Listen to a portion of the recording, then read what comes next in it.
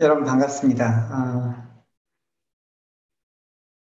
지금이 9분인데 제가 예정대로 40분에 마치면 될까요? 좀 더 길게 하셔도 됩니다. 알겠습니다. 네.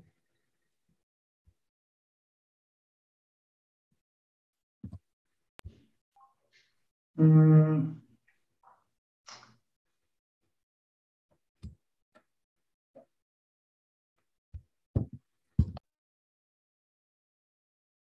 이렇게 하니까 화면이 안 보이네. 네, 제 소개를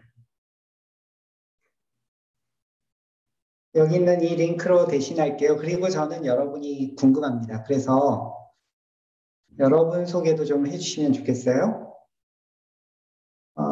QR을 찍으셔도 좋고, 네. 채팅창에도 제가 보내드릴게요.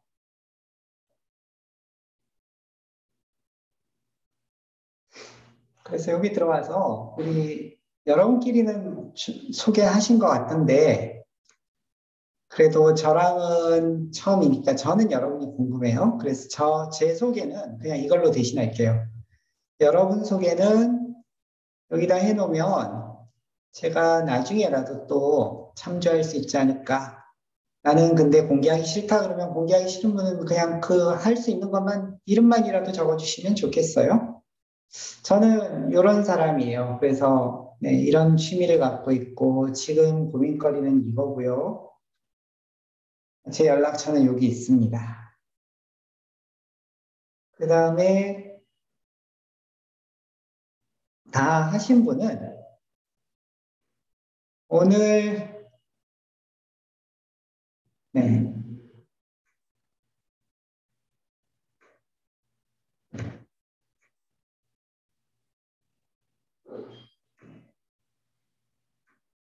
여러분이 혹시 폰으로 하시는 거 아니죠?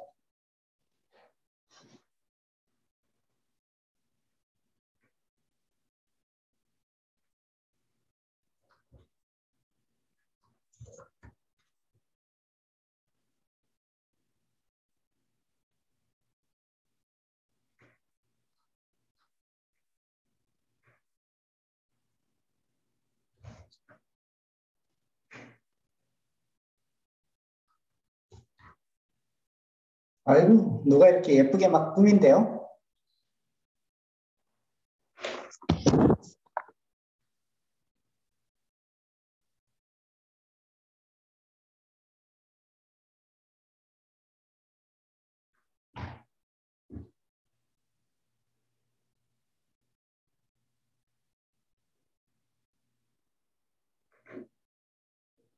네. 여기 채워주시면 제가 나중에도 더 참고하도록 할게요. 오늘 뭘 듣고 싶으세요? 그래서 여러분의 그 듣고 싶은 이야기가 궁금합니다. 그래서 이 링크 참조하셔도 좋고, 또는 좀 전에 거기에도 제가 링크를 남겼어요. 그리고 채팅창에도 남겼습니다. 그래서 오늘 뭐 할지 좀 알려주시면 저한테 큰 도움이 되겠습니다.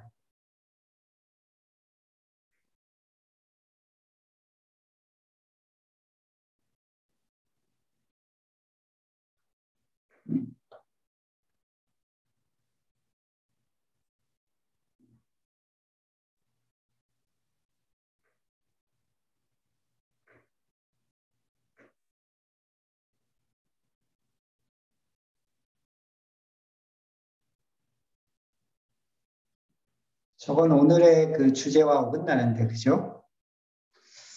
오늘의 주제는 원래 그렇죠. 진로와 미래 이거 선택하셔야 되잖아요.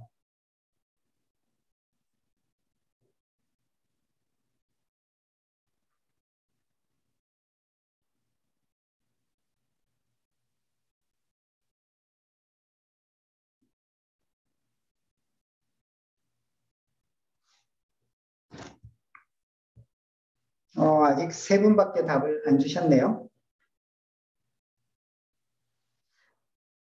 제가 여러분들을 생각하면서 무슨 이야기를 하는 게 좋을까? 제목은 저렇게 정했지만 원래 그 학교에 수업을 들어가면 그 수업 과제 제목과 책에 나오는 이야기랑 실제 교수님이 하는 이야기랑 서로 다르죠. 저도 오늘 그럴 수 있는데 그 전에 이제 여러분들이 진짜 뭐가 궁금할까? 그런 생각이 들어서 사실 이래놓고 또 제 마음대로 할 수도 있어요.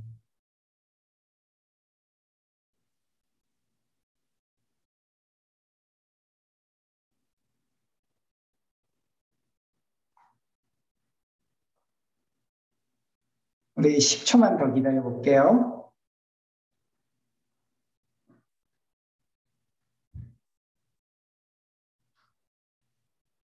5, 넷, 셋, 둘, 하나, 땡. 네, 알겠습니다.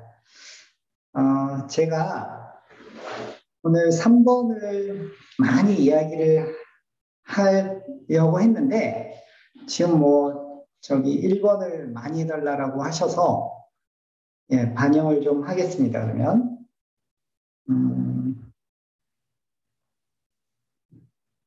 오케이. 예전에 IBA에서 한번 발표했던 거거든요.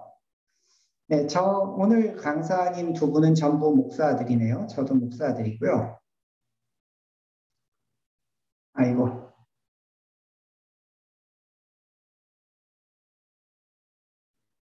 잘못 눌렀어요.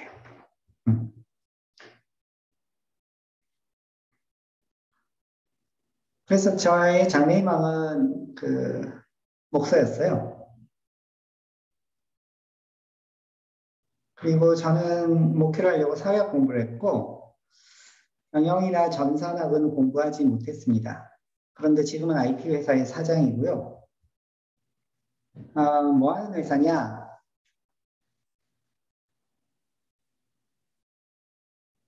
지금은 세 회사의 사장인데 여러분도 여러분의 삶이 있겠죠. 그래서 제가 하는 이야기는 그냥 저렇게 사는 방식이 하나 있다 이런 생각을 하면 좋겠어요. 제가 이런 이야기를 하면 이제 뱀으로 기업을 잘 하나 보다 뭐 이런 생각을 하시는데 별로 그렇지 않습니다. 저는 비주류입니다. 첫 번째로는 술을 마시지 않아서 비주류예요. 네, 여러분도 사실은 이미 다들 가는 길에서 많이 벗어났죠? 저희 주변 사람들에게 제 딸을 포함해서 대학 가지 말라라고 저는 적극적으로 권하고 있어요. 그래서 이제 둘째는 중학교까지 마치고 아니면 마치지 않았죠. 자퇴하고 지금 고졸검정고시 상태고 뭐 그래요. 한국에서 회사를 경영한다라는 것은 어떤 약속된 패턴이 있습니다. 제가 왜 회사를 하게 되었는가 이야기를 짧게 해보겠습니다. 마이크로소프트를 98년도에 퇴사를 했어요. 그랬더니 주위에서 엄청나게 반대를 해요. 특히 가족이 심하게 반대를 했어요. 그 거창고등학교의 그 교훈 중에 가족이 반대하면 그 길은 옳은 길이다. 뭐 이런 게 있어요. 저희 회사 상무님께서는 지금 그 빌 게이츠에게 인정받는 엔지니어였는데 프리랜서 강사를 하겠다고 정신 차려. 그건 마약이야. 넌 지금 마약에 빠졌어. 뭐 이런 저주의 말씀을 해주셨어요. 제가 잘하는 거, 그게 강의였고 좋아하는 거. 마이크로소프트에 있을 때는 부정적 삶을 살았어요. 저 사람이 뭘 잘못해서 이 문제가 생겼을까? 그걸 빨리 찾아내야 됐거든요. 근데 강의를 하다 보면 잘하는 거 이렇게 하세요라고 긍정적인 피드백을 주는 걸로도 시간이 부족해요. 그래서 그런 거를 하기 위해서 강의를 시작을 하고 있었는데 오늘 여러분의 진로와 관련돼서도 가장 중요한 단어 하나가 지금 여기 나와 있어요. 닷컴 버블이라는 게 있었어요. IMF 바로 다음에 한국에 요즘하고 비슷해요. IT 인력의 그 기본 연봉이 막 어마어마하게 치솟는데 여기도 그런 시절이 있었어요. 그래서 사람들이 다 IT 개발 쪽으로 뛰어들었어요. 나라에서도 적극 권장했고 뭐 이쪽으로 오면 돈도 주고 공부도 시켜주고 그런데 버블이 꺼졌어요. 그랬더니 졸지에 실직자들이 속출하기 시작했거든요. 그리고 제발 경력만 쌓게 해주세요. 이런 요청을 하는 사람들이 많았어요. 월급 안 받아도 된대요.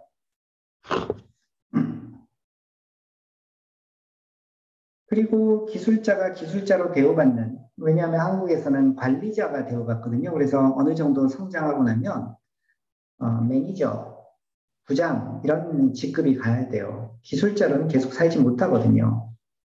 그래서 이런 필요에 대해서 공급을 해야겠다라는 생각이 들었어요. 저는 거듭 말하지만 심하게 엔지니어 스타일이고 영업 스타일이 아니에요. 그래서 회사를 경영한다 이런 생각은 해본 적이 없었거든요. 그래서 이제 회사를 만들어 보겠다라고 생각을 했고, 그때 이제 회사를 만들면서 했던 생각을 홈페이지에 먼저 게시를 했어요. 제가 회사 만들면서 했던 첫 번째 생각은 고객 만족, 그걸 이제 제가 일랜드에 있을 때 굉장히 많이 내세웠는데, 고객 만족하다 보니까 직원이 죽겠어요. 제가 죽겠어요. 점점 여기에 불만이 생기기 시작을 했죠. 그래서 고객 만족보다는 직원 만족이 더 우선이다라고 생각을 했어요.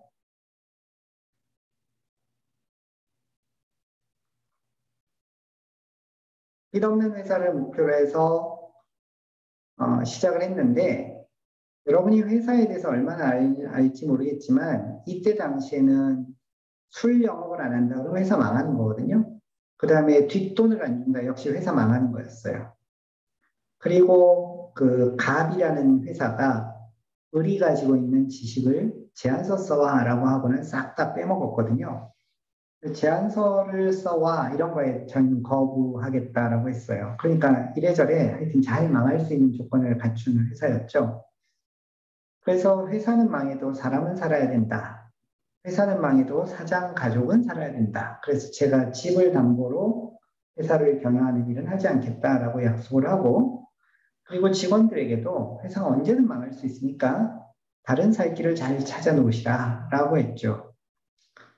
분업을 하고 전문화를 하겠다라는 것에 대해서 저는 창세기에 하나님이 천지를 창조하시고 아담에게 너는 땅만 가라 이렇게 안 하셨거든요. 온 세상을 다스리라고 했기 때문에 직원들로 하여금 일을 다 하세요라고 요청을 했어요. 그래서 처음에 고객을 만나서 계약하는 것부터 시작해서 일을 마치고 수금 받는 것까지 전부 다 한 사람이 맡아서 하도록 했어요. 결국은 이런 걸 이겨내기 위해서는 실력이 절대적으로 필요했다. 그래서 실력 없으면 다른 사람에게 폐를 끼치니까 나가주세요 이런 소리를 할 거다. 근데 그럴 때에 저 못 나가요 라고 한다면 저는 그 사람 진짜로 내보낼 거다. 이렇게 약속을 했습니다. 이게 순식간에 갑자기 이상한 데로 확 돌아가네요. 제가 네.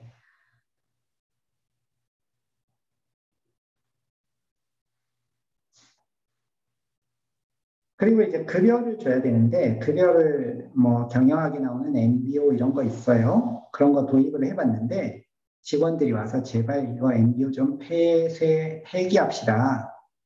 너무 직원들끼리 사이가 안 좋아요. 이런 거예요. 그래서 그러면 뭘 근거로 월급을 주니? 그랬더니 전에 하던 것처럼 정원역 독재로 하래요. 전에 월급을 어떻게 줬냐면 제가 일한 만큼 받아가는 거 저는 별로 동의 안 합니다. 그래서 젊은 것은 열심히 일하고 조금 받아가야 되고 여러분 듣고 굉장히 화나죠 지금? 늙은 것은 아니요. 정확히는 가족이 있는 것은 일 좀 덜해도 더 가져가야 됩니다. 꼬우면 빨리 애 낳으세요. 그랬어요. 그래서 이런 원칙으로 시작을 했거든요.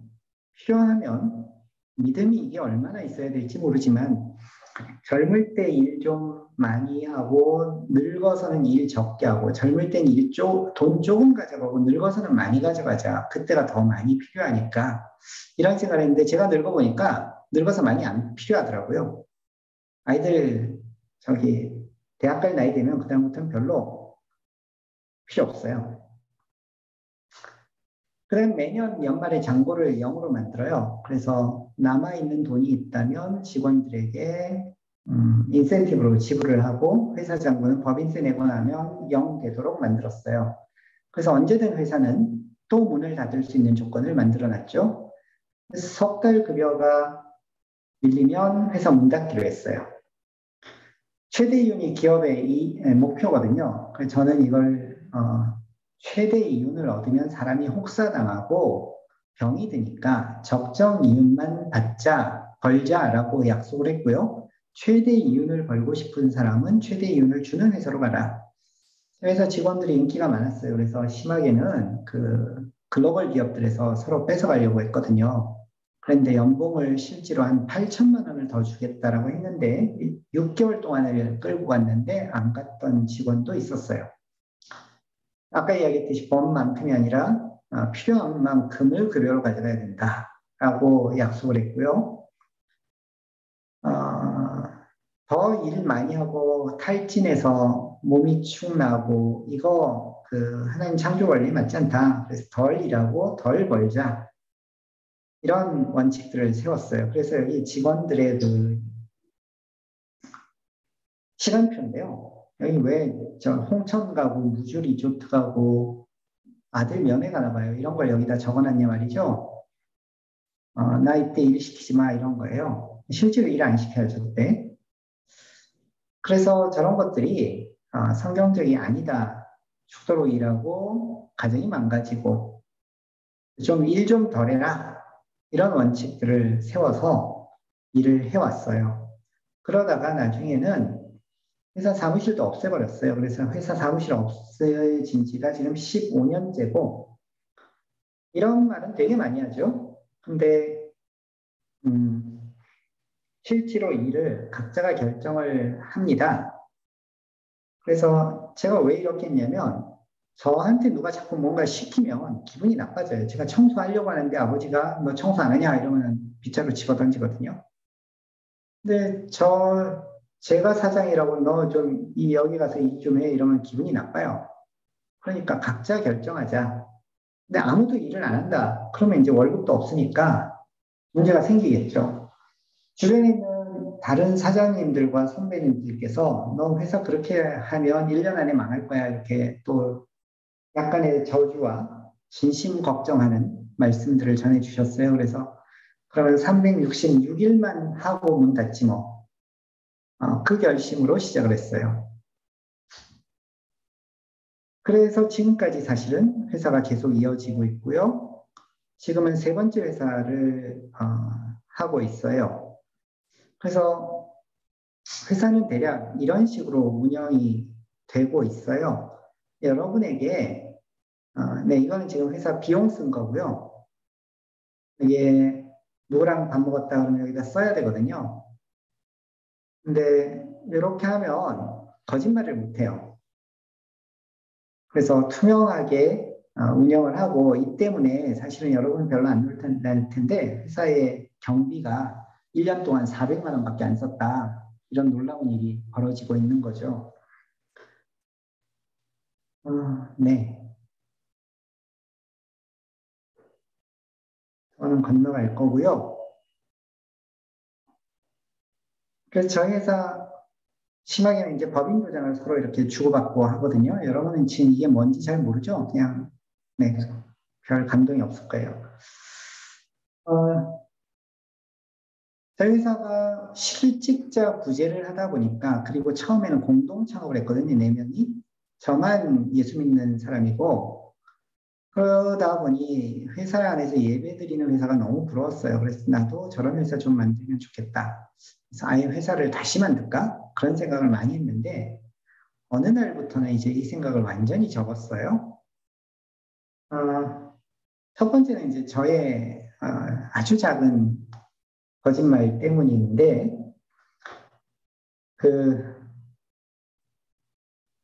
급하게 이동을 해야 돼서 버스를 타야 되는데, 도저히 그 앞쪽에서 토큰을 앞쪽에 내고 뒤로 내리는 시스템이었는데, 앞쪽에 탈 수가 없었어요. 그래서 뒤로 그냥 올라탔어요. 그리고 나서 앞에 가서 다시 내릴 때 토큰을 내면 되는데, 너무 시간이 급하고 그래서 우리 직원 한 명 같이 탔는데, 아유, 그냥 가자.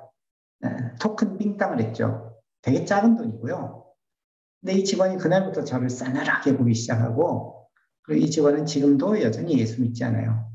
원래 중등부 회장하던 친구인데, 목사님하고 싸우고 그 뒤로는 교회 등지고 있는데 지금까지 계속 등지고 있어요. 사장이 그런 짓을 한번 해서. 두 번째로는 예배를 드리는 것이 나중에 이게 이제 참 생각할 게 많은 건데 회사 안에 중역이 누가 되냐면 예수 믿는 사람들이 중역이 되거든요. 그러면 승진을 하려면 어찌 되면 예수 믿어야 되는 거예요. 그래서 가짜로 예수 믿는 행세를 해요. 성경 공부도 열심히 참석하고 가짜 믿음이에요.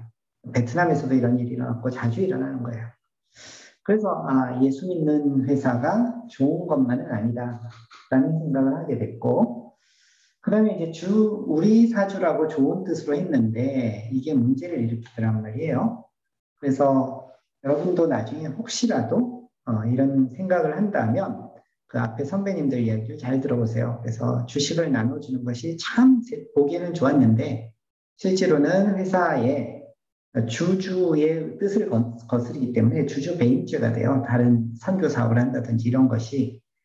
그래서 결국은 이런 과정을 밟아서 두 번째 회사를 또 창업을 했어요. 여기 계신 분이 IBA 전 총무님이시고, 네. 그래서 여기서는 이제 대기업에게는 제 표현으로는 삥땅 치고, 중소기업은 싸게 해주고, 선교단체 NGO는 무료로 해주고, 선교제는 제가 돈 내고 간다. 그래서 수많은 선교지를 왔다 갔다 했어요.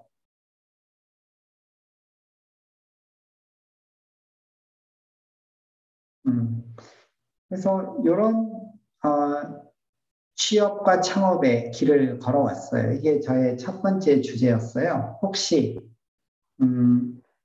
여기에 대해서 궁금한 게 있다면 아까 우리 했던 그 구글 시트에다가 채팅에 올려주셔도 좋고 그러면 제가 이따가 질문 시간이 있는 걸로 알고 있는데 그뿐 아니라 그냥 지금도 계속해서 답변하면서 이야기를 하도록 할게요.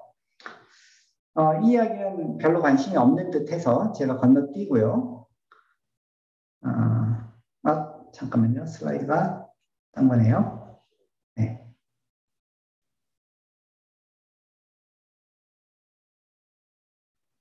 줌을 하고 나면 컴퓨터가 많이 느려져요. 이상해요. 미래를 내다보자라고 했는데 제가 대학까지 말라라고 하는 이유가 사실은 있어요. 그거 하면 뭐 한참 해야 되고 여러분들이 제때에 태어났다면 저는 열심히 대학 가라고 할 거예요. 근데 요즘 시대에 태어났다면 저는 대학 가는 게 과연 남는 일일까라는 생각에 반기를 들어요. 이게 뭘까요?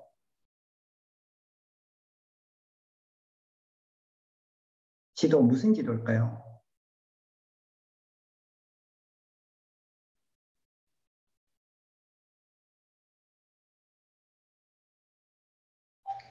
채팅창, 인구 밀도 경제 아니고요.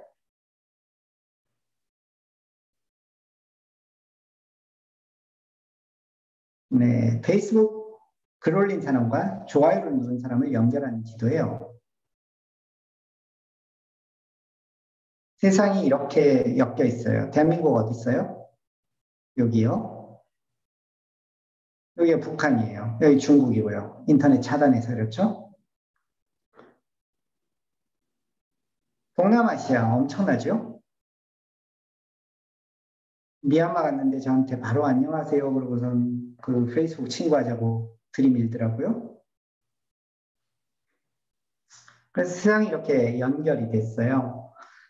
4차 산업혁명의 핵심, 이거 건너뛸게요. 1차, 2차, 3차 건너뛰고 4차 산업의 핵심은 사물 인터넷인데 그게 뭐냐면 모든 기계들이 서로 연결되기 시작했다, 인터넷으로. 그래서 뭐가 좋은데 거기서부터 나머지 데이터를 받아내기 시작하고 이 데이터를 가지고 빅데이터 인공지능에 쓰고 거기서부터 무수한 일들이 생기기 시작을 했어요. 그래서 연결됐다라는 것이에요. 다시 한번 설명을 보면 불을 이렇게 켜는 것 아주 옛날 구석기 시대죠. 이게 1차 산업혁명 비슷해요. 불 이제는 바로 켤 수 있죠. 전기혁명 2차 산업혁명이에요. 스위치만 켜면 바로 불이 켜져요. 3차 산업혁명은 여기에 센서가 달리기 시작해요. 사람이 지나가면 불이 켜져요. 이게 3차 산업혁명이었어요. 4차 산업혁명은 뭐냐면 이게 서로 간에 소통 연결이 되는 거예요. 그래서 센서에 불이 켜지면 제 스마트폰으로 알림이 와요. 불이 켜졌습니다. 불이 꺼졌습니다. 맨 처음에 신기해서 자주 보다가 나중에는 점점 이거 좀 죽일 수 없나 이런 마음이 들어요. 그런데 거기서부터 지능이 생겨요. 얘가 우리 주인님의 패턴을 이해하기 시작해요. 그래서 보니까 우리 주인님은 아침에 8시쯤 나가고 밤에 9시쯤 들어오더라. 그런데 8시쯤 나가서 불이 켜졌는데 다시 10시에 불이 켜지더라. 도둑이네. 경찰에 신고한다. 이게 연결이 된 다음에 지능이 생기고 그리고 예측 가능한 상황이 되는 거죠.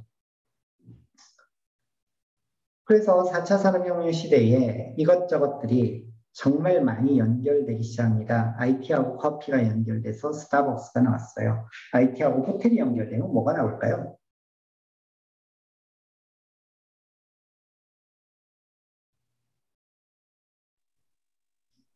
에어비앤비. IT하고 무인호텔. 택시하고 연결되면 뭐가 될까요? 우버, 그렇죠. IT하고 쇼핑하고 연결되면 표정이 아주 재밌어요. 아마존.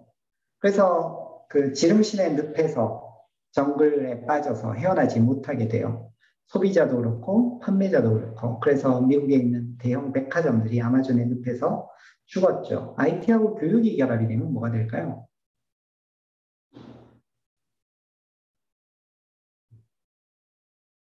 미네르바 칸 아카데미 맞아요. 예, 이런 걸 통칭해서 무크라고 합니다. Massive Open Online Course.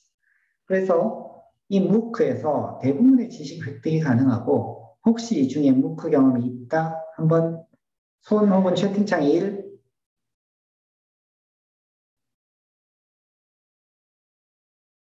두 분, 네, 제법 있어요. 그래요. 저 역시도 요즘 지식 습득의 대부분은 무크에서 하고 있어요. 지식 습득 대부분 유튜브에서 하고 있어요. 유튜브도 약간의 무크라고 할 수 있겠네요. 네. 진로에 대해서 생각해 봅시다. 진로는 명사가 아닌 동사이어야 돼요. 너의 진로는 무엇이니? 라고 하면 의사요. 이건 명사죠. 그럼 의사가 되는 순간 목표 달성을 했기 때문에 그 다음 생애 목표가 없어져요. 그러니까 의사가 아니라 의사가 되어서 혹은 다른 사람의 병을 고치고 싶어요. 동사가 돼야 된다 이거죠. 여러분의 진로가 선교사요 라고 한다면 선교사가 안 되면 여러분은 굉장히 비참해지는 거예요. 아니요, 무엇이 되든 상관없고 나는 선교할 수 있으면 돼요. 그건 동사예요.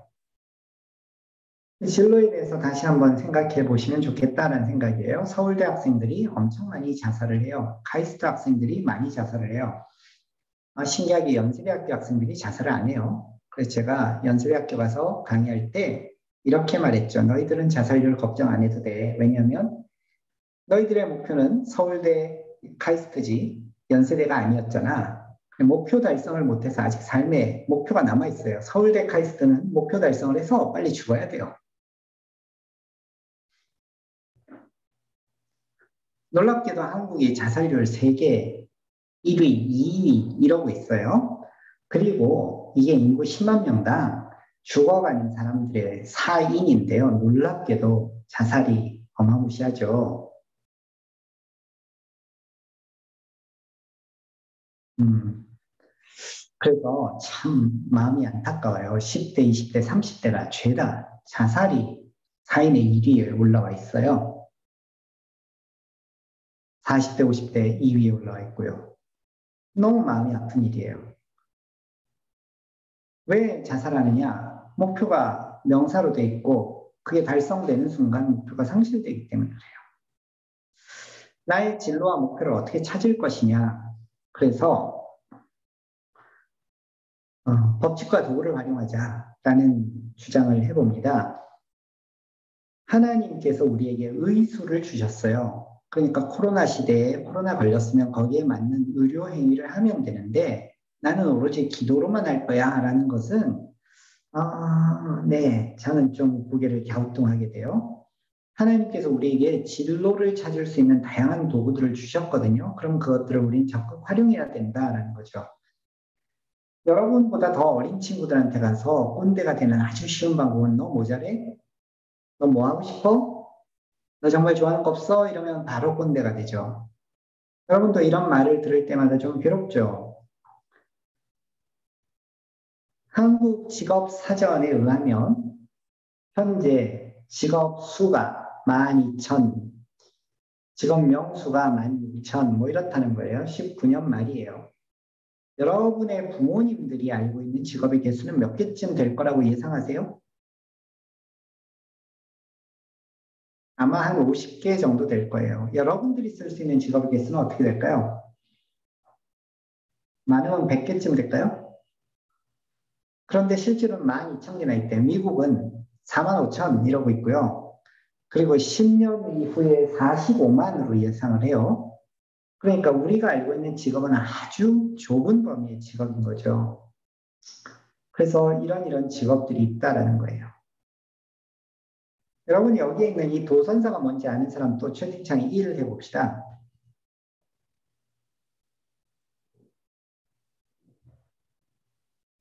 처음 들어요? 다들? 놀랍게도 도선사가 1억 5천만 원 연봉이 엄청나네요. 의사보다 높은데요? 조종사보다 높고? 이거 국세청 자료예요. 예. 저기 변호사가 없어요. 변호사들이 탈세를 많이 했나 보군요. 세무사도 없네. 아무튼 여기 올라와 있는 거는 3위에 올라 있어요. 자, 아버지 어머니한테 가서 저 도선사 할래요. 그러면 어떤 반응이 나올까요? 여러분 부모님들은 아마 선교사라서 안 그러겠지만 우리 보통 사람들이 아버지 저 도선사 할래요. 그러면 이놈 자식 공부해라. 그게 뭐야? 이렇게 나오겠죠. 이 놀라운 직업을 그렇게 깔아뭉갠단 말이에요. 여러분이 나중에 어른이 됐을 때는 안 그럴까요? 그래서 여러분의 자녀의 직업에 관여하지 마세요. 거꾸로 여러분의 부모님이 여러분의 직업에 관여하지 않도록 해주세요. 부모님 말씀을 공경하는 것은 성인이 됐을 때 이제 끝났어요. 아니, 부모님을 공경하는 건 여전히 해야 되지만 부모님 말씀대로 사는 것은 이제 끝났어요. 직업에 관한 여러분이 더 잘할 수 있어요. 지금 한번 인터넷에 가서 검색해 봅시다. 그래서 여러분도 같이 해봤으면 좋겠어요.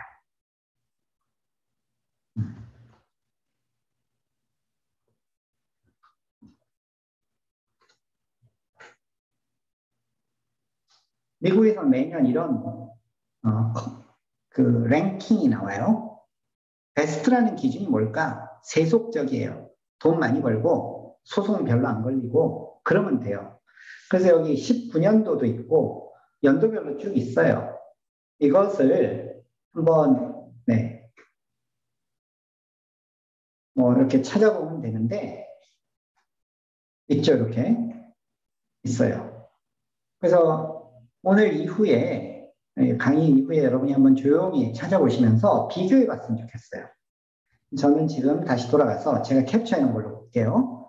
16년도에 여기 베스트 잡, 다시 이야기하면 세속적 기준이에요. 여기에 worst job이 있네요. 여기 newspaper reporter, worst예요. 그런데 부모님들은 자꾸 이거 하라고 그러죠. 그리고 여기에 이쪽에 가보면 베스트 잡이 있는데 베스트 잡에 여러분이 이해할 수 없는 직업이 하나 있죠. 이게 뭐 하는 걸까요? 오디올로지스트? 아는 사람 채팅창에 1. 처음 들어요? 네. 이해가 16년만 있는 게 아니라 검색해 보세요. 한 12년부터 한 18년까지 연속으로 계속 상위에 올랐어요. 뭐 하는 거냐? 보청기 만드는 사람이에요. 그래서 아버지 오늘부터 보청기 만들래요. 그러면 이놈 자식 공부나 해. 예, 아니란 말이죠. 그러니까 여러분이 직업에 가진 그 생각을 좀 이젠 떨쳐버렸으면 좋겠어요. 어디 그 사무실에 앉아서 일하는 거 또는 대기업 또는 공무원 여러분도 그런 생각을 할지 모르겠어요. 그래도 내가 어디 한동대는 들어가고 그다음에 또 어디 직장은 좀 뻔듯한 데 가야 되지 않겠어? 라고 생각한다면 이제 그런 생각 떨쳐버렸으면 좋겠어요. 여러분 전공 속에서 너무 얽매이지 않았으면 좋겠어요. 저 회사에서 직원 뽑을 때 전공 아예 안 쳐다봅니다. 학력 완전히 무시합니다. 제가 장담하건대 한국에서 이미 이 IT 분야는 학력 파괴됐어요. 고졸이 뭐 전혀 따지잖아요. 오로지 실력으로만 합니다. 그래서 그냥 코딩 시험 봐가지고 잘하면 뽑혀요. 그런데 여러분은 나는 전공이 문과라서 이래요. 제가 전공 사회학 했어요. 그런데 IT 분야에서 일하고 있어요. 네, 그래서 여러분이 받은 학이랑 실제 여러분이 겪는 현장의 일은 이런 정도의 관계예요. 여러분이 아무리 잠수 전공을 했던들 실제 현장에 나갔을 때는 무리 없어요. 그래서 여러분 전공에 국한되지 말고 얽매이지 말고 거기서부터 자유로웠으면 좋겠어요. 네. 코이라는 물고기가 있습니다. 그냥 잉어예요. 일본어로 잉어고요. 이 물고기를 요만한 컵에다 담궈서 키우면 이 정도밖에 안 자라요. 그런데 좀 더 큰 데다 풀어놓으면 이렇게 자라요. 똑같은 종자예요. 다시요, 앞에 못 봤군요. 이 정도밖에 안 자라는 애가 똑같은 종자예요. 근데 환경이 달라지면 이렇게 자라요. 여러분은 여러분을 어떤 환경에 만들고 계시나요? 스스로 자기에게 나는 배운 게 없어. 이러면서 자신을 조그만 물고기가 되도록 끌고 있지는 않을까요? 제가 아까 저의 창업 이야기를 하면서 계속 강조했던 게 뭐냐면 필요였어요. 이 그래프는 여러분이 꼭 한 번은 보셨을걸요? 지금도 기억할 거고요. 여러분의 진로를 선택하고 여러분이 해야 될 일을 선택할 때 남들이 필요로 하는 일을 하세요. 내가 잘하는 일, 그것도 좋아요. 그런데 내가 잘하는 일보다는 다른 사람들이 필요로 하는 일을 하는 게 더 좋아요. 그러면 뭐 취업 걱정이니 돈 걱정이 안 해도 돼요. 그 필요로 하는 사람들이 돈을 줍니다. 근데 내가 잘하는 걸 가지고 예를 들어 봅시다. 제가 폰을 잘 만들어요. 그래서 그걸 만들어가지고 폰을 팔기로 했어요. 근데 사람들은 폰을 필요로 하지 않아요. 그러면 정말 힘들어지는 거예요. 세상에 스티브 잡스 같은 사람이 가끔 있어요. 가끔. 그래서 사람들이 생각지도 못한 스마트폰이란 걸 만들어서 사람들 아무도 그거 필요하지 않았거든요. 그리고는 혁신적으로 그걸 파는 사람이 있어요. 여러분은 스티브 잡스가 아닐 가능성이 더 높죠. 근데 여러분이 생각하고 있는 그것이 팔릴 수 있도록 할 거라고 하는 것은 너무 지나친 과신 같아요. 다른 사람이 필요로 하는 걸 계속 공급하면 그것은 굉장히 도움이 되는 인생이 된다는 거예요. 호박 잎은 얼마에 사면 적절한 가격일까요? 호박잎을 나는 100만 원 주고 살 거예요 라고 하는 사람 있을까요? 여러분이 지금 수중에 1000만 원이 있어요. 근데 호박잎을 100만 원에 사겠다. 없어요? 만약에 요나에게 1000만 원이 있었으면 요나는 호박잎을 100만 원에 살까요? 안 살까요? 네, 저희 피 마르자마자 요나는 하나님 저를 죽여주세요. 자살 요청을 했단 말이에요. 필요라는 것은 이런 거예요. 필요한 사람에게 필요한 것을 공급하는 거. 그게 여러분이 선택해야 될 길인 거죠. 그럼 이렇게 하죠. 하나님 제가 뭘 잘하는지 알려주세요. 그것도 좋아요.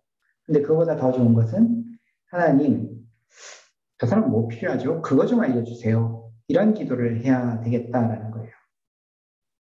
도구를 잘 쓰자의 하이프 사이클이라는 것을 하나 더 소개를 해드릴게요. 가트너라는 미국의 컨설팅 그룹이 매년 발표를 합니다. 여기 나오는 이 곡선을 성장 곡선, 학습 곡선이라고 해요. 그런데 우리에게 시사하는 바가 많아요. 여러분 전공, 예를 들어서 여러분이 전부 다 구약학 전공을 했다고 합시다. 예를 들어서. 그러면 여러분이 구약학을 처음 배울 때 여러분의 구약학 실력을 10점 만점 몇 점이라고 평가할까요? 처음 배울 때 한 3점 그랬어요. 한 2학년쯤 됐어요. 그때 여러분은 여러분의 구약학 실력을 몇 점이라고 평가할까요? 4학년이 됐어요. 그때 몇 점이라고 할까요? 언제가 제일 점수가 높을까요? 1학년부터 4학년까지 구약학을 공부한다면?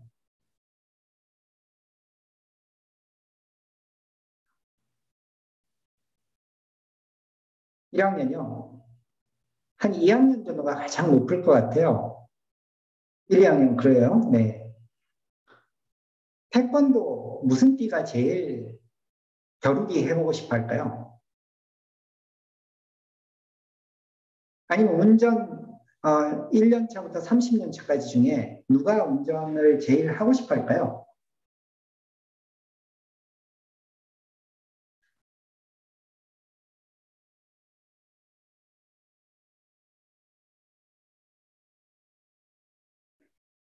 하얀 띠, 검은 띠는 아니에요. 그죠? 운전 3개월 차가 집이 정반대인데도 내가 태워줄게, 내가 태워줄게. 그러면서 불안불안한 운전으로 집에 데려다 주는 거. 그런데 운전한 30년 차는 야, 나 그냥 버스 타고 가, 택시 타고 가, 전철 타고 가. 뭔가를 공부할 때 여러분은 막 배울 때 자신이 초보라고 생각하고 좀 배우면 자신이 기고만장해요. 그래서 여기에 환상의 절정 상태에 이르러요. 그리고는 곧 수렁통에 빠져요. 아, 나 아무것도 아니었어. 예, 필요한 겸손의 시간이 있어요. 그런데 여기서 헤어나오셔야 돼요. 아, 나는 정말 아무것도 아니야. 그러고서는 자존감을 팍팍 떨어뜨리고 자기 학대를 하면 안 된단 말이죠. 여기 올라오면 다시 이제 성장기에, 성숙기에 이르러요. 이게 보통 우리의 학습 곡선이에요. 조심하자. 2, 3년 차에 가장 기고만장한다 했죠. 사실 실력은 여기 있는 사람들이 더 좋아요. 근데도 자기가 최고인 줄 알아요. 석사 때 가장 기고만장해요. 박사가 되면 점점 고개를 숙여요. 산업에서도 마찬가지 일이 벌어져요. 그래서 자율주행차가 나왔어요. 사람들이 우와 그래요. 그래서 막 자율주행차 주식 사고 난리가 나요. 그러다가 사람 한 명 죽었어요. 테슬라가 사람 죽였대.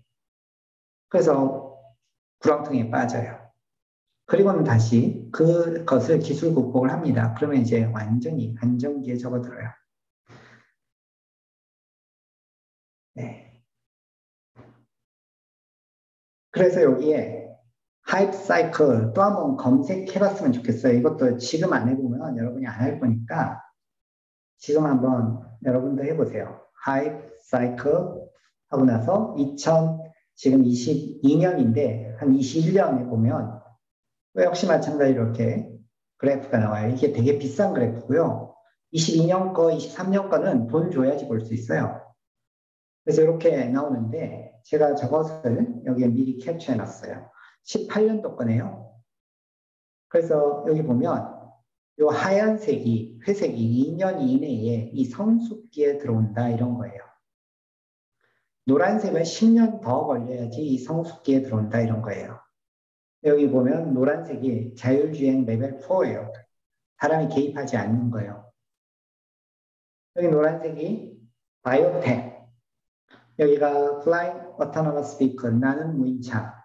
이제 시작 단계군요. 뭐 이렇게 돼 있어요. 자, 그러면 여기에 18년, 17년, 16년, 15년 뭐 이러고 있는데 연도별로 계속 볼 수 있어요. 한번 뽑아놓고 비교해보는 것도 굉장히 재밌어요. 12년 거를 한번 보려고요. 그래서 12년도에 이렇게 나왔는데 12년에 5년 후면 17년이죠. 이미 끝난 거죠. 그래서 우리는 이 상황을 한번 지켜보자 이거죠. 그래서 이 2년에서 5년 후를 보면 여기 실리콘 아노이드 배터리 여러분 쓰고 있나요? 안 쓰고 있어요. 실패했어요. 그러니까 이거 가트너가 예측을 잘못한 거예요. 그래서 저는 이럴 때 이제 검색해서 찾아보곤 하는데 그 다음 빅데이터 지금 쓰고 있죠? 확실히 성숙기에 들어왔어요. 무선 충전 쓰고 있죠? 네. 소셜 분석, 페이스북, 뭐죠? 인스타 등등 분석. 이미 사업적으로 많이 쓰고 있죠. 개인 클라우드 컴퓨팅 쓰고 있어요. 구글 포토 뭐 이런 거요. 원드라이브, 클라우드 컴퓨팅 회사에서 엄청 쓰고 있어요. 모바일 OTT 전화기로 저희 돈 지불하는 거 쓰고 있죠. 생체 인증 쓰고 있어요. 스피치 인식 쓰고 있어요. 여러분 폰에서 아주 잘 돼요. 그렇다면 저 가트너가 예측하는 게 한 개 틀리고 다 맞았네요. 그러니까 꽤 믿을만해요. 그러면 여러분 21년도 거를 놓고 여러분이 몇 년 후에 직업을 선택하게 될까요? 그때를 기반으로 한번 찾아보시면 되잖아요. 예를 들어서 나는 2년 이내 졸업해서 취직을 할 거야. 요걸 찾으면 되고요. 나는 한 10년 후에 할 거야. 요걸 찾으면 되겠죠? 거기서 예를 들어서 자율주행차가 아까 나왔어요.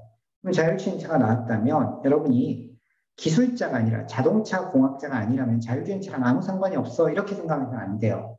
예를 들어서 여러분이 디자이너라고 합시다. 그러면 디자인을 이런 전통적인 차만 계속 디자인하는 사람과 자율주행차? 걔는 어떻게 디자인해야 되지? 그래서 이런 차를 디자인하는 사람. 왜? 앞을 볼 필요가 없단 말이죠. 여기 운전대가 여기 있는데 뒤돌아 앉아 있어요. 왜요? 운전할 필요가 없거든요. 그럼 이런 차를 디자인하는 디자이너하고 이런 차만 디자인하는 디자이너하고 누굴 더 채용을 할까요? 여러분이 지금 미래에 대해서 여러분이 분석할 능력이 없으니까 가트너가 해주는 저런 거 잘 찾아보셔야 돼요. 찾아보고 내가 일할 한 5년 후쯤에는 어떤 기술이 대세가 되는가? 거기에 대해서 나는 무엇을 준비할 것인가? 라는 걸 지금 준비해야 된다 했죠. 그것이 이웃이 필요로 하는 일이에요. 그 필요를 채우려면 내가 지금 뭘 준비해야 되는가? 라는 생각을 해봐야 된다는 거예요. 나는 지금 이거 잘하니까 세상이 어떻게 바뀌든 상관없어. 나는 이것만 할 거야. 그거는 너무 고집에 가까워요.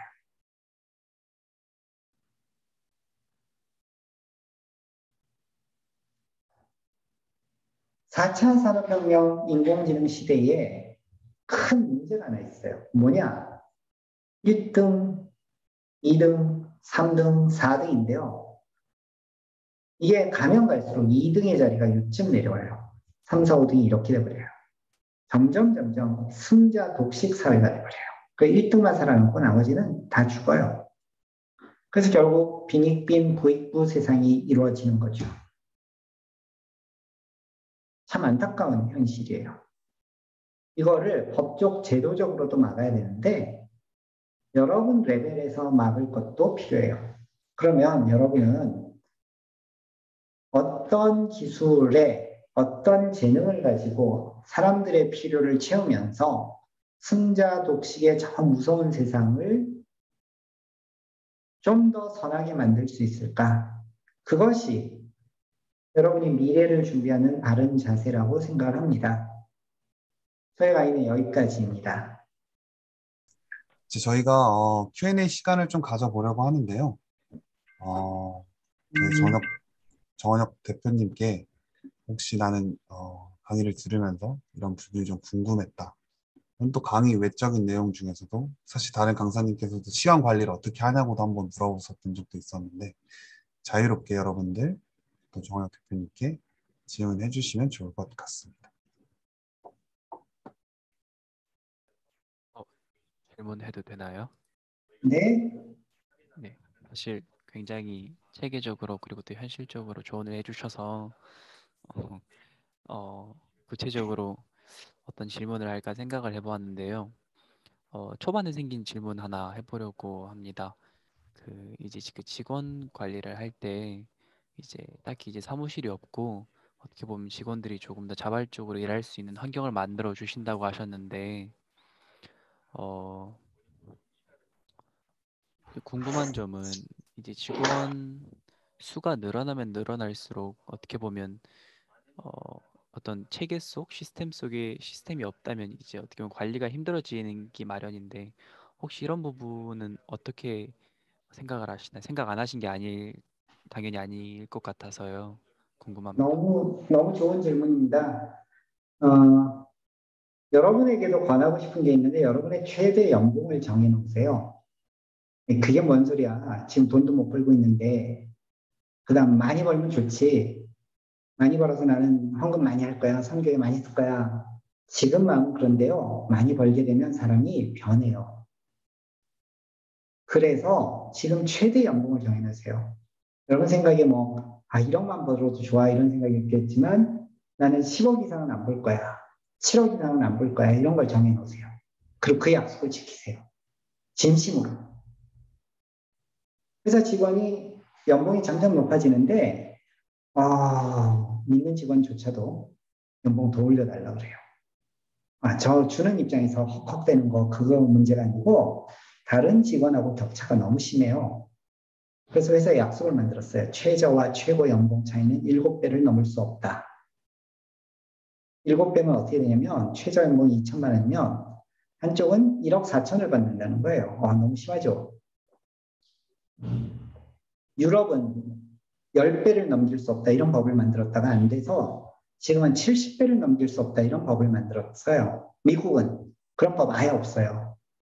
그래서 저 최저하고 최고는 막 몇 천 배, 몇 만 배가 차이가 나요.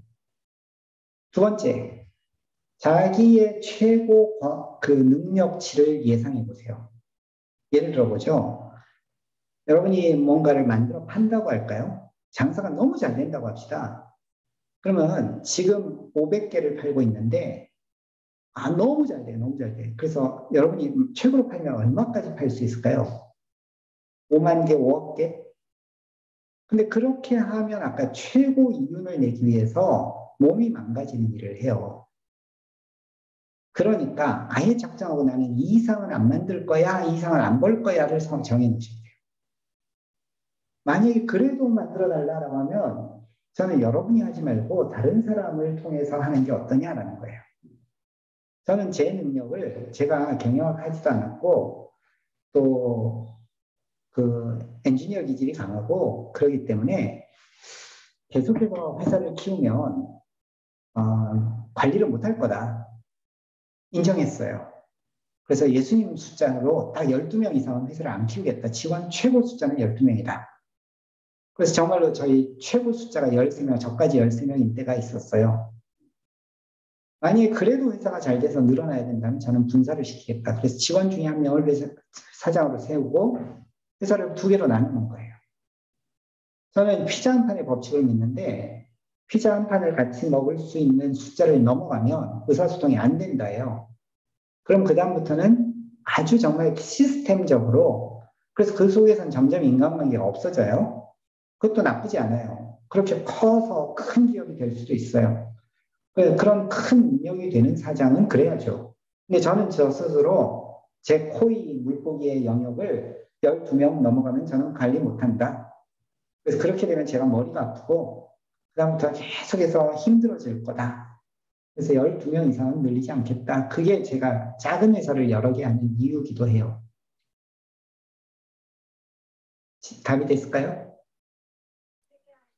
예, 대표님 어떻게 보면 비즈니스를 하시는 분들은 어떻게 보면 끝이 정해지지 않은 어떤 목표를 향해서 계속 올라가는 게 대부분인데 대표님처럼 그런 가치관을 가지고 계신 분은 어떻게 보면 제가 처음 봐서 되게 감명 있게 듣게 들었던 것 같습니다.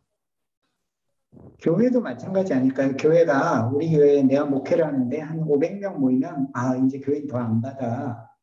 이러고서 좀 쫓아내주면 저런 큰 교회의 문제점이 안 생기지 않을까 싶어요. 물론 큰 교회가 잘하는 거 있어요. 그러나 그 속에서 정말 목사님이 교인 수 얼굴을 알까 싶어요. 감사합니다. 그 지금 이제 이찬수 목사님께서도 교회를 나누는 작업을 하고 계신다고 들었는데 약간 그 회사도 교회로 보게 되면 바로 이해가 되는 것 같습니다. 네.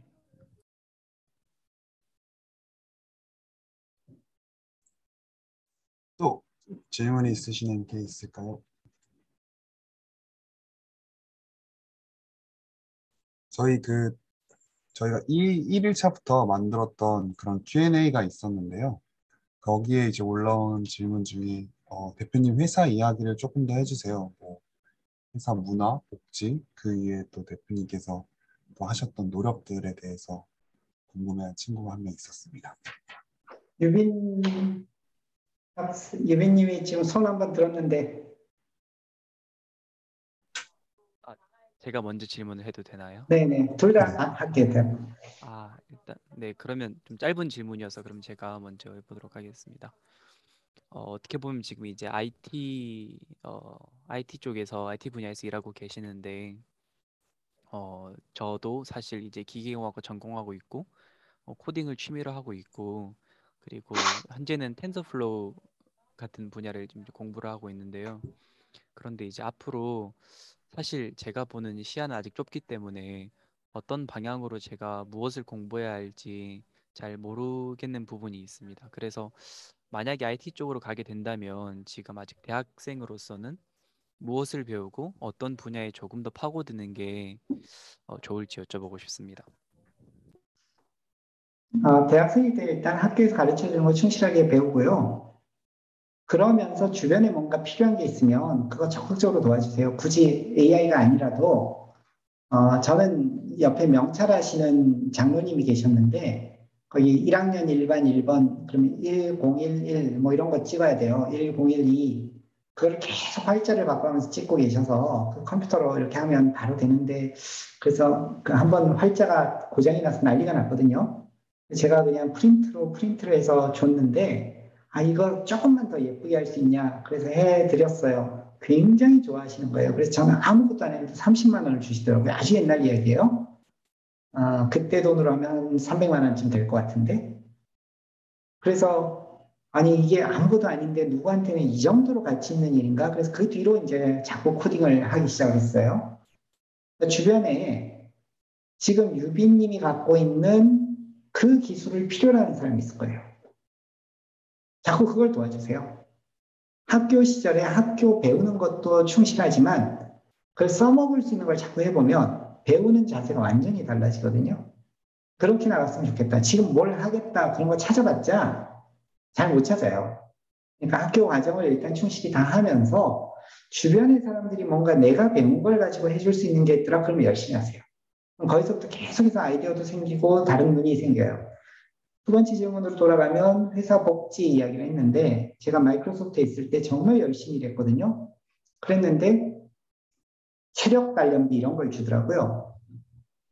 통신비 이런 걸 주고 영화 문화비 그래서 영화랑 뭐 이런 거 공연 보고 오면 그 표 제출하면 그걸 공짜로 회사가 지불을 해줘요. 그게 사원 복지예요. 여러분 이게 복지 정책에 이런 정책 좋아할까요?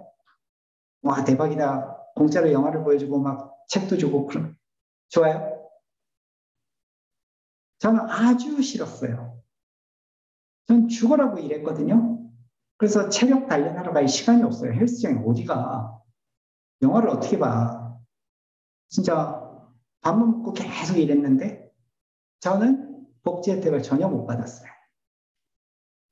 그래서 저 화가 나는 거예요. 그래서 이러면 안 되겠구나. 일을 완전히 딱 정해진 시간만 일하고 나도 저 체력 단련비 뽑아먹고 그다음에 공연비 저것 뽑아먹고 그러다 나중에 화가 나니까 회사 그 문구실에 가면 A4지 이만큼 있고 종이 볼펜 포스트잇 잔뜩 있거든요. 저걸 좀 훔쳐갖고 가져갈까? 이런 마음이 드는 거예요. 보복이에요. 더 심하면 이제 회사에 에어컨 켜놓고 다니고 불도 안 끄고 다니고 이래요. 이게 복지냐? 전혀 동의할 수 없어요. 그래서 회사를 세우면서 월급 말고는 아무것도 안 준다. 추석 선물이 뭐 기대도 하지 마라. 그건 다 네 월급으로 해라. 아까 제가 주식의 1%만 정확히 20%가 우리 주주로 사주 직원들에게 나눠줬는데 그러다 보니까 회사 이익이 생겼을 때 선교비로 쓰면 주주 배임죄가 돼요. 그래서 결국 어떻게 하냐면 제 월급으로 선교비 해야 돼요. 회사 급여 가지고는 회사 이익 가지고는 선교비 쓰면 안 돼요. 이게 직원들한테는 맞는 거예요. 그러니까 그냥 충실하게 월급 가져가고 나라에 세금 내고 그 다음에 그걸 가지고 뭔가를 해야 된다. 그게 바른 복지고 회사는 뭐 하는 거냐면 직원은 뭐 하는 사람이냐면 월급 벌어오는 사람이에요. 여러분이 월급을 못 번다 그러면 직원의 자격이 없어요. 사장은 뭐 하는 사람이냐? 월급 주는 사람이에요. 제때. 근데 제때 월급 못 주면서 골프 치러 다니고 있다. 이건 사장도 아닌 거죠. 아주 기본적인 거거든요. 그러니까 기본만 잘해도 사실은 이렇게 기독교인들이 욕 안 들어먹을 것 같아요. 크리스천 사장인데 교회 가서 헌금 열심히 하는데 직원 월급은 밀리고 있어요. 저는 그러면 헌금 자체를 중지해야 된다고 생각하거든요. 그러니까 복지, 예, 아무것도 안 준다. 딱 월급 제때 준다. 그다음에 연말에 그 돈이 남으면 정확하게 n분의 1에서 나눠준다. 저도 똑같이, 전 사장이니까 더 많이 가져가 이런 거 없고요. 똑같이 월급 받고 그 인센티브 똑같이 나누고 그렇습니다.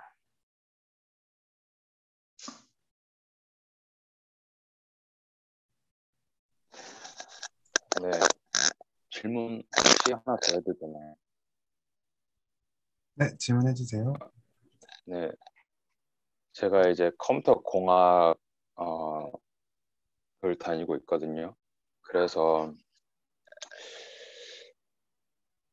이제 곧 졸업을 할 것 같은데 아직 코딩을 잘 아직 못하고 있어요. 그래서 저는 이제 학사를 마치고 이제 일할 생각을 하고 있는데 그 코딩 실력이 어느 정도 돼야지 회사에 들어갈 수 있을까요? 회사 꼭 가야 돼요. 첫 번째 질문. 두 번째, 코딩 잘 못하는데 코딩으로 취직해야 될까요? 저는 만약에 한빛님이 코딩 잘 못하면 차라리 지금도 안 늦었어요. 그 대학 4년에 너무 얽매이지 마세요. 다른 거 잘 하면서 남들이 필요한 거 찾아보세요. 아마도 회사 다니다가 결국은 딴 길 찾아 나갈 거예요. 그러면 본인에게도 그 시간이 손해고 회사로서는 사람 뽑아놓고 여러분 회사에 취직하면 3년까지는 회사가 사람에게 돈 쏟아붓는 시간이에요. 3년 안에 퇴사하면 회사는 손해봐요. 회사 다니기 시작하면 3년 이상은 다녀야 돼요. 근데 아마 저렇게 되면 중간에 그만둘 거거든요. 그러지 마시고,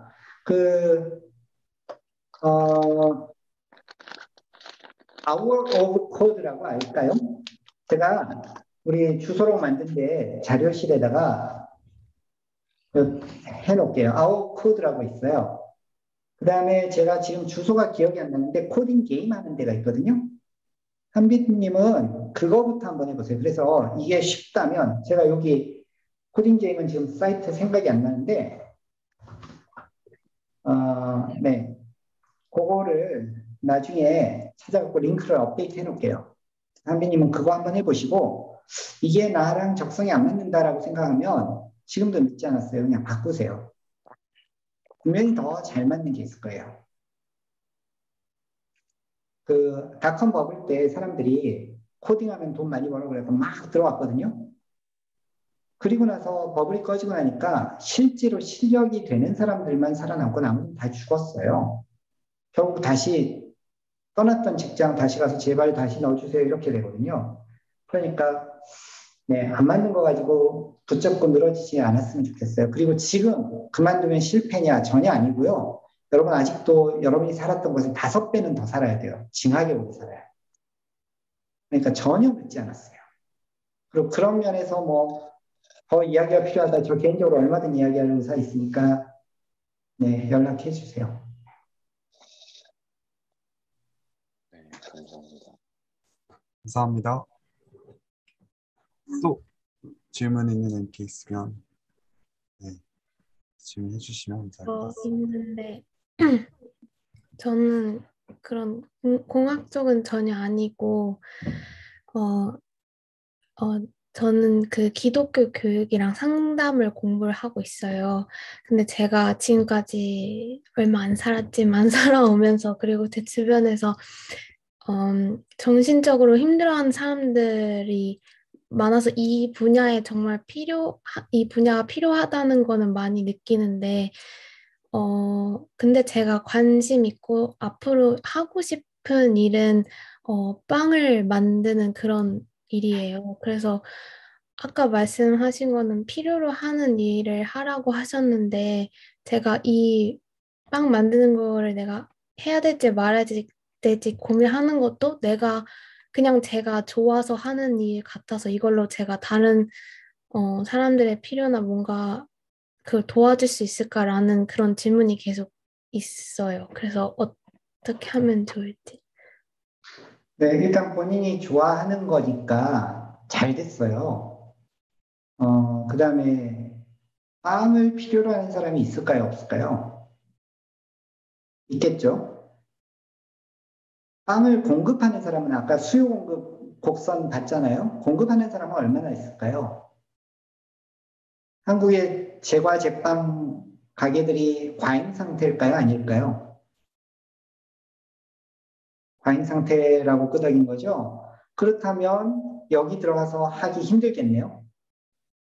냉정하지만 이게 현실이에요. 그러면 제과 제빵을 아프리카 가서 하면 어떨까요? 수요 폭발이겠죠? 돈은 많이 벌까요? 그 사람들 구매 능력이 없잖아요. 그럼 이제 여기서부터 이런 생각을 해보자 이거죠. 어떻게 하면 아프리카에서 그 사람들이 사 먹을 수 있는 빵을 만들 수 있지? 더 싼 빵을요. 그럼 아마 예언님은 여기에 굉장히 머리를 많이 써야 될 거예요. 그래서 비싸지 않은 재료는 뭐가 있을까? 비싸지 않은 구울 수 있는 방법은 뭘까? 이게 적정 기술이에요. 우리 한국에서는 도시에는 빵집이 많아요. 다른 곳은 빵집이 많을까? 그럼 내가 굳이 도시에서 빵집 하려고 하지 말고 필요한 다른 곳을 가면 되잖아요. 그런 곳이 어딘지를 찾으러 자꾸 여행을 다녀보면 되겠죠. 끝입니다. 감사합니다. 네, 뭐 제가 참고로 이야기하자면 이제 그 대학교 후배 이야기인데 어, 르완다 키갈리에 빵집을 차렸거든요. 친구들이랑 대학생 친구들, 대학교 3, 4학년들이 몰려가서 르완다 키갈리에 빵집을 차렸는데 최고로 비싼 최고질의 빵을 만들었어요. 그래서 키갈리의 1% 상위 1%가 다니는 길목에 이 빵집을 차렸는데 대박이 나서 네, 그냥 그런 사례도 있어요. 그래서 좀 뭐 다양하게 좀 발상을 엎었다 뒤쳤다 이제 이런 걸 해보면 되게 좋겠다는 생각이 듭니다. 뒷이야기를 하나 더 하자면 생전 해외를 안 나가본 부산대학교 컴공 나온 좋은 자매가 있었어요. 교회에 다니는 좋은 자매들은 주로 노처녀가 돼요. 안타깝지만 현실이에요. 여러분 지금 별로 놀라지도 않군요. 저랑 어떻게 연결이 됐어요? 저도 저 생명 모르는 사람인데 온라인으로 연결이 됐어요. 그래서 이야기를 하다가 자기는 비행기 한번 타보는 게 소원이래요. 제주도도 못 가봤대요. 그러다가 제가 아까 그 페루에 갈 일이 생겼는데 김대중 대통령이 보내줬거든요. 팀을 꾸려야 돼요. 그 자매한테 연락했어요. 너 비행기 타러 갈래? 신난대요. 너 나를 아직 한 번도 못 봤잖아. 근데 날 믿어? 그렇대요. 좀 멀리 가야 되는데 그래도 갈래? 페루야. 그래서 페루에 같이 갔어요. 페루를 갔다 오더니 스페인어 공부를 하기 시작해요. 그래서 내가 이 한 사람 인생을 망쳤구나. 페루에 있는 아이들이 너무 이쁘다는 거예요. 또 페루 가겠대요. 그리고 그때부터 스페인어 공부를 하더니 결국은 페루는 못 갔고 그 다음에 르완다의 그 코이카 교수로 갔어요. 그리고는 저 빵집에 있는 형제를 만나서 결혼했어요.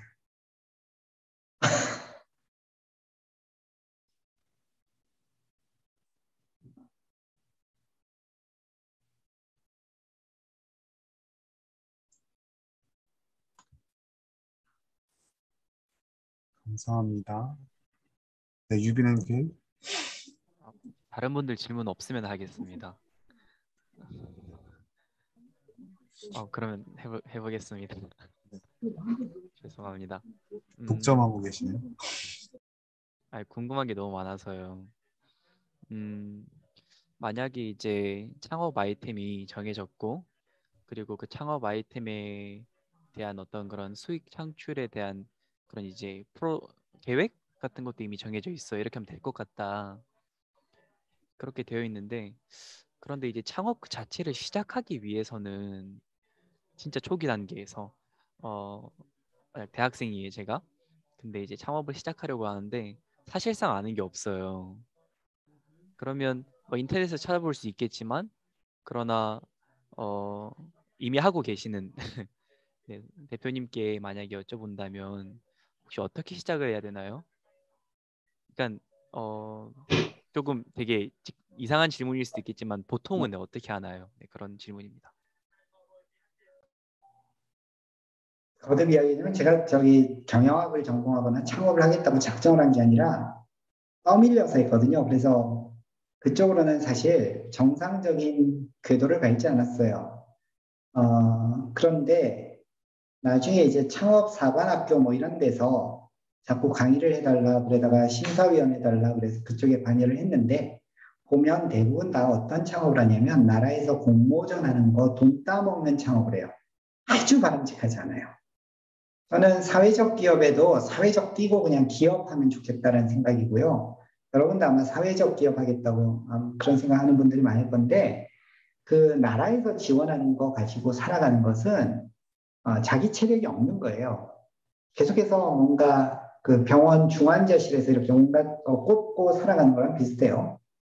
아예 그 생각하지 말고 그냥 정상적인 창업을 하겠다라고 하고, 그런데 나라에서 지원해주면 고맙습니다 그러는 거죠. 근데 나라에서 지원을 받아야지만 살아갈 수 있다. 이거는 정상적인 기업이 아니에요. 뱀도 마찬가지고요. 창업하는데 특별히 뭔가 대단한 게 필요한 건 아니고, 아까 저는 계속 그건데 다른 사람의 수요를 잘 보면 된다예요. 다른 사람이 이런 거 필요한데 그걸 공급하는 사람이 없어요. 예를 들어 다시 한번 이렇게 해볼게요. 우리 한빛 학생 대답 다시 한 번만 이렇게 해볼까요? 예, 그 같이 연관될 것 같은데, 제가 바리스타 자격이 있어요. 그럼 그 다음 할 수 있는 게 뭐냐면 커피점 어디니지? 이거예요. 대한민국 커피점이 넘쳐나요. 그리고는 냈다가 문 닫겠죠? 이것도 창업이에요. 근데 사람들이 지나다니면서 여기는 왜 커피점이 없는 거야? 이래요. 어디 가서 앉을 자리도 없네? 그러면은 내가 바리스타가 맞을까?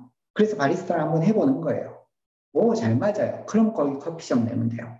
수요 있죠. 전혀 문제가 없어요. 나는 커피는 죽어도 안 되겠어. 그러면 찻집을 내든지 아니면 그 뭐죠? 민들레 영토 같은 걸 내든지 그러면 돼요. 수요를 보고 나면 그 다음 할 수 있어요. 그 다음 지금 한빛도 마찬가지예요. 컴퓨터 쪽으로 맞지 않는다 그러면 컴퓨터 안에서도 영역이 많아요. 컴퓨터과라 그래서 모두 코딩하는 것도 아니에요. 그러니까 그 컴퓨터 쪽에서 코딩을 뺀 나머지 부분에서 자신의 수요를 찾아보세요. 자신의 관심사를 찾아보세요. 어떤 거는 컴퓨터 쪽도 기획이란 게 있어요. 그 기획가께 연봉 높아요. 또 UI, UX라는 영역도 있어요. 뭐 다양한 영역들이 있으니까 그런 쪽 코딩 없이 할 수 있는 것들이거든요. 그쪽을 찾아봐도 돼요. 유빈님의 질문으로 다시 돌아가면 창업을 하는데 대단한 준비를 하는 게 필요한 게 아니고 다른 사람의 수요를 먼저 보는 게 되면 그 다음 나머지는 다 부수적인 거예요. 하다 보니까 이게 재무제표를 읽어야겠네? 그러면 재무제표 공부하시면 돼요. 저는 공부를 거꾸로 해야 된다고 생각을 하거든요. 지금은 학교가 너무 많은 걸 가르쳐요. 그래서 예를 들어서 우리 예은 학생 아프리카 가서 뭔가 빵을 만들어야겠는데 도저히 원가를 낮출 방법이 없어요. 그러면 어디 기업들 사회공헌 팀을 어떻게 좀 해가지고 거기서 돈을 받아내고 이쪽으로 흘려보내는 방법은 없을까 이런 생각을 해보는 거죠. 해보면 그 다음에 다시 사회공헌 팀을 만나야 돼. 이건 또 어떻게 만나지? 그래서 만나려고 하다 보니까 프레젠테이션을 되게 잘 만들어 봐야 돼. 그러면 그때부터 프레젠테이션 공부를 해야죠. 이렇게 해서 창업을 하게 되는 거예요. 그러니까 나는 창업은, 예, 저도 그런 거 많이 가르쳤어요. 창업은 이렇게 해야 되고, 이렇게 해야 되고, 이렇게 해야 되고, 그건 교과서예요. 실제로 하면 아까 그 뭐죠? 장비 갖고 사막에 온 거랑 같아요. 여러분이 배웠던 학교의 지식은 현장에 나가는 순간 되게 괴리가 있어요. 저는 그거보다는 자꾸 현장에 가서 부딪히는 게 더 좋다. 그래서 유빈 학생도 지금부터 주변에 필요한 사람들 자꾸 코딩해주고 컴퓨터 도와주고, 특히 저는 선교지 왜 자꾸 그렇게 나갔냐면 선교사들 거기 가서 공유기 설치해주고 컴퓨터 교실 만들어주고 고장난 컴퓨터 어떻게 해주고 이거 하러 갔거든요. 제가 여기서 고급 인력이란 말이에요. 그런 거 하러 갈 사람이 아니죠. 근데 거기에서 제가 그렇게 가면 너무 좋아요. 그 얼굴 보는 게 너무 기쁨이에요. 라즈베리 파이 가지고 컴퓨터 교실을 만들어줬더니 그냥 온 마을이 그냥 너무 좋아요. 그런 경험들을 지금부터 계속하면 나중에는 자연스럽게 창업으로 이어질 거고, 실제로 그런 사례는 많이 있어요.